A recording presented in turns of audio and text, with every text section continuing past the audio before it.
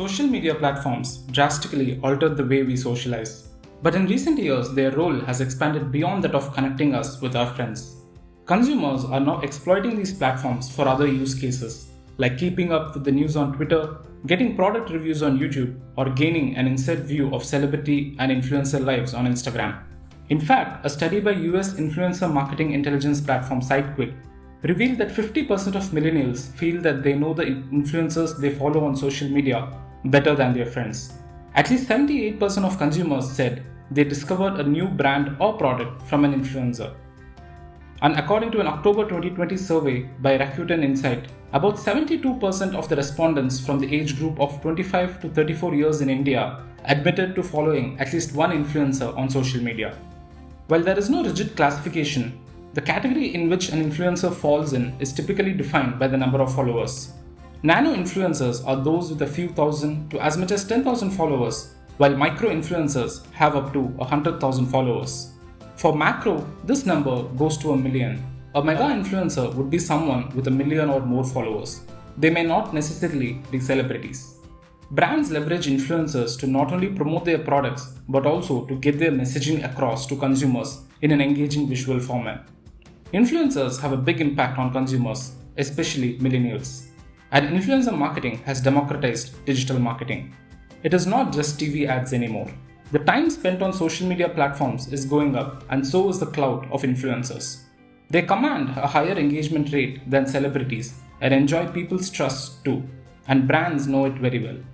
But of late, a flip side of influencer marketing also seems to be emerging. Allegations are surfacing that brands are using influencers to not just to mold their better image, but to pull down their competitors too.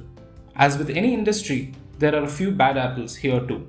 For such agencies, it is just another service they offer to brands for money.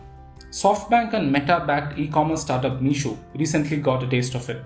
It took note of this after a startup executive on Twitter pointed out earlier this month that several influencers, in a seemingly coordinated manner, tweeted negatively about the company while tagging its investors.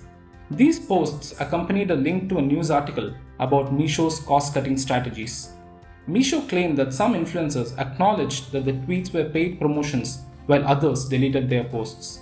It has now asked the marketing agency's CEO to disclose on whose behest it was working and issue an unconditional apology.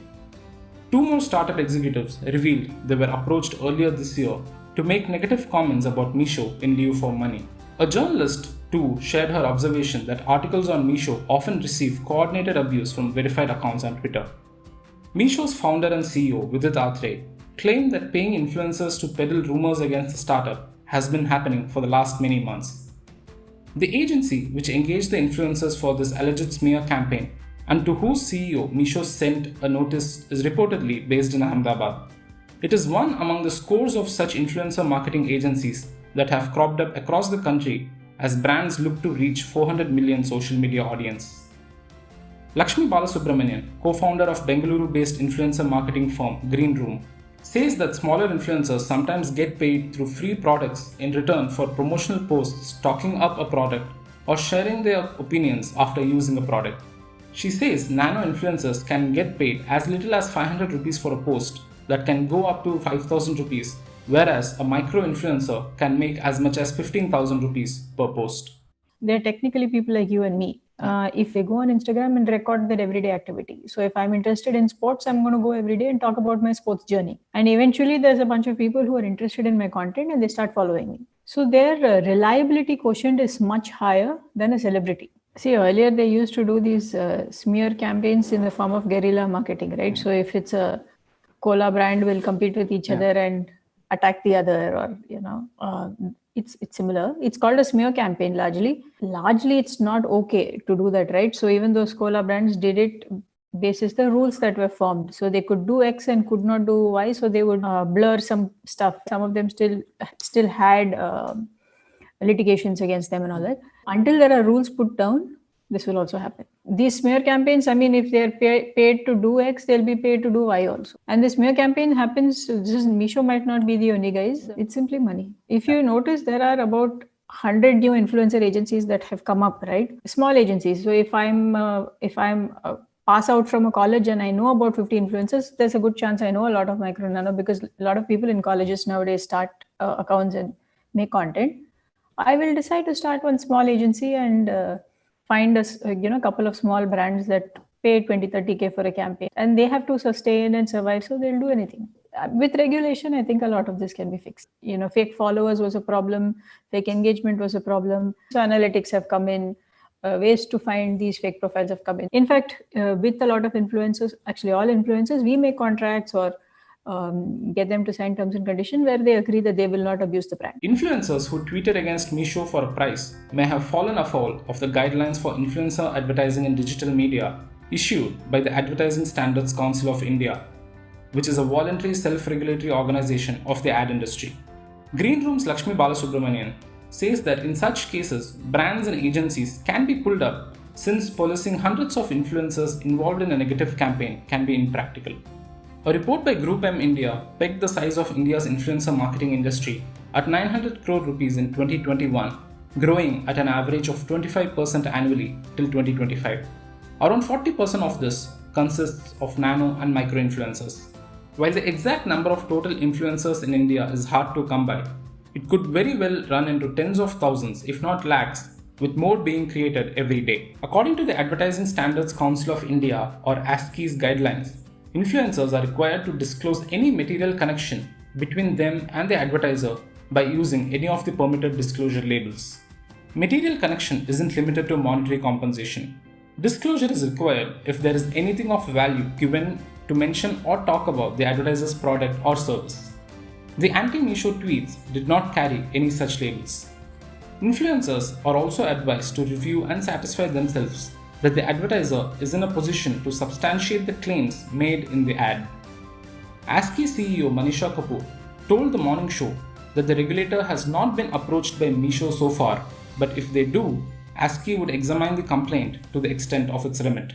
This is certainly not the first time that one has heard of a thing like this. I think there have been cases, which have come up, perhaps not in mainstream media, but, one hears about it, and not just in India, but across the globe, where there is a suspicion that, certain influencers have been paid to talk negatively about a competitor's product.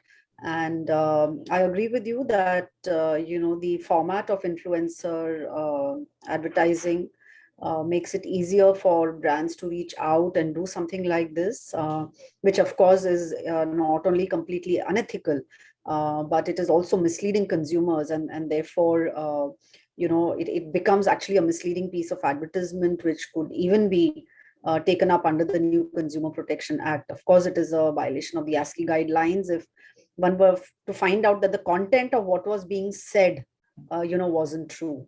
And if that kind of misled consumers, then it's a violation of both the ASCI guideline and potentially also a violation of the Consumer Protection Act. So certainly, I think the buck really stops with the advertiser. In this case, whoever has made the payment to the influencers. Of course, influencers, by participating and endorsing such misleading claims, are also liable. I think all these are forms of what we call disguised advertising, which is, which impacts the consumer's ability to take an informed decision.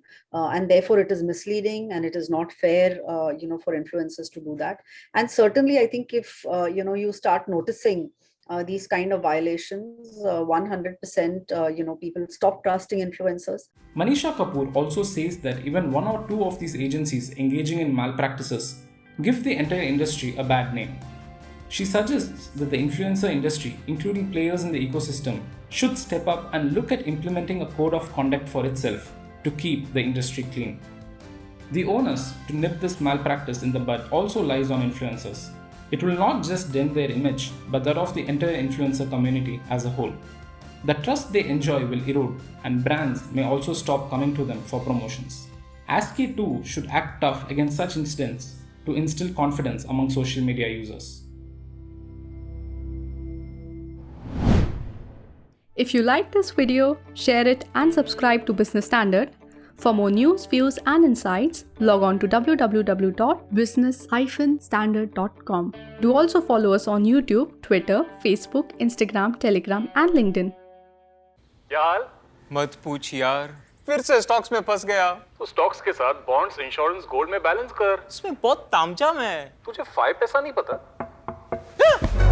अब तो सबको पता है। 5 पैसा है all in one account. Download 5 पैसा now. अब तो सबको पता है। Investing made easy and rewarding with 5 paisa. Investments in securities market are subject to market risks. Read all the related documents carefully before investing.